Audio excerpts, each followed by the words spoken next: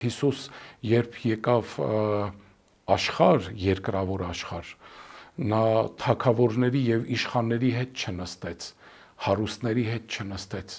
նա գնաց պար ժողովրդի մոտ, նա գնաց նրանց մոտ, ովքեր դրա կարիքն ունեին, գնաց հիվանդների մոտ, գնաց նեղյալների մոտ, գնաց կարիքավորների մոտ, գնաց նրանց մոտ, ովքեր որ զավակ էին կորցրել, հարություն տվեց, որպեսզի մխիթարվեն, այդ ժողովրդի ձայնը լսեց ինքը եւ գնաց, երբ որ եկավ արդեն Երուսաղեմ, եւ ինչու խաչեցին Հիսուսին, որտեւ այդ օրերի իշխաններն ու քահանայապետերը տեսան, որ ժողովուրդ չկա իրենց հետ, իրենք առանց զինվոր գեներալներ էին դարել, որովհետև Հիսուս աշխատել էր մարդկանց հետ, սեր էր բաժանել։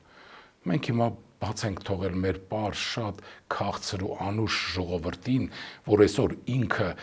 մանավանդ 90-ական թվականներից մեր արցախյան պատերազմից, 90-ականների դժվարություններից, այսքան զրկանքներից հետո մեր ժողովուրդը արժանի է,